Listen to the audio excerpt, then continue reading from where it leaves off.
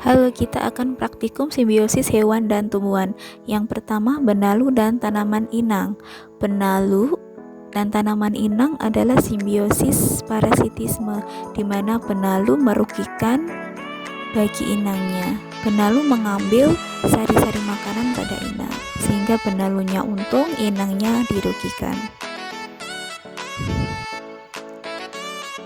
Berikutnya adalah tali putri dengan tanaman inang.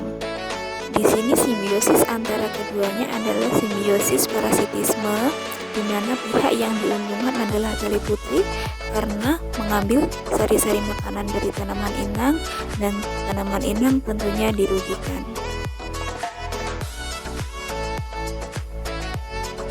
Berikutnya ada nyamuk dengan manusia. Nyamuk dan manusia adalah simbiosis parasitisme. Nyamuk untung karena mengambil protein dari darah manusia, dan manusia dirugikan karena tergigit oleh nyamuk, merasa gatal dan iritasi.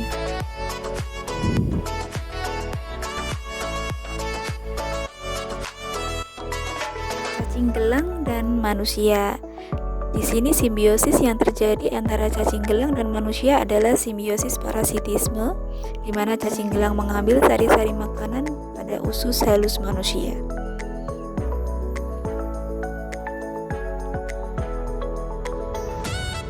Berikutnya ada kutu dengan kepala manusia.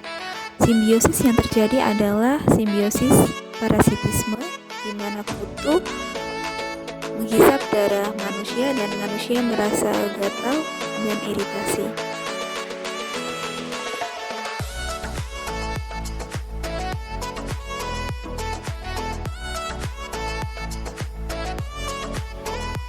Berikutnya ada kutu dengan kucing.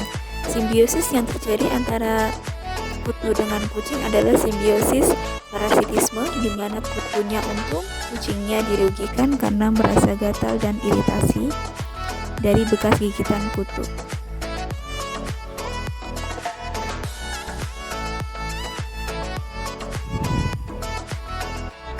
Berikutnya ada kutu busuk dengan manusia. Di sini simbiosis yang terjadi adalah simbiosis parasitisme, di mana kutu busuk untung dan manusia dirugikan.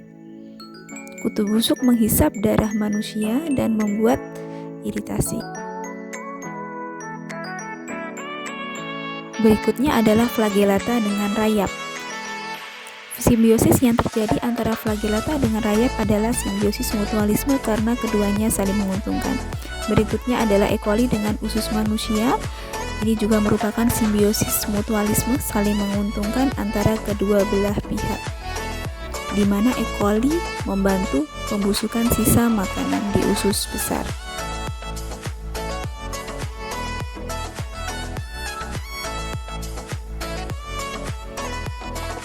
Berikutnya adalah kerbau dengan burung jalak.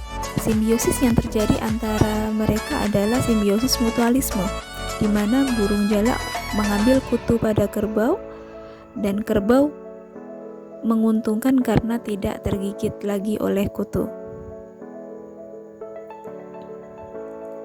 Berikutnya adalah lebah dengan bunga.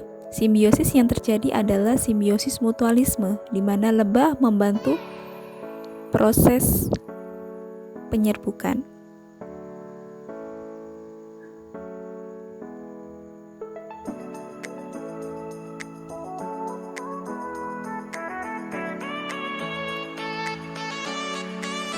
Berikutnya adalah rhizobium dengan tanaman leguminase.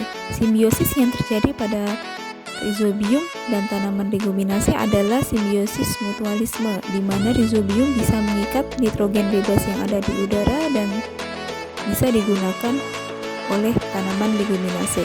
Berikutnya adalah anggrek dengan tanaman inang. Simbiosis yang terjadi adalah simbiosis komensalisme, di mana anggrek diuntungkan karena mendapatkan tempat tinggal, tapi inang tidak dirugikan.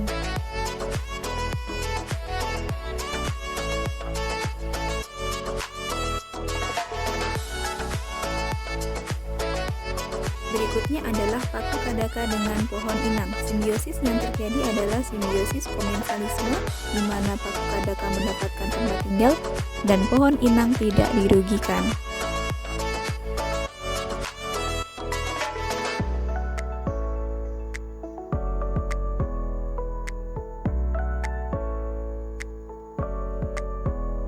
Berikut adalah rangkuman dari simbiosis antara hewan dan tumbuhan.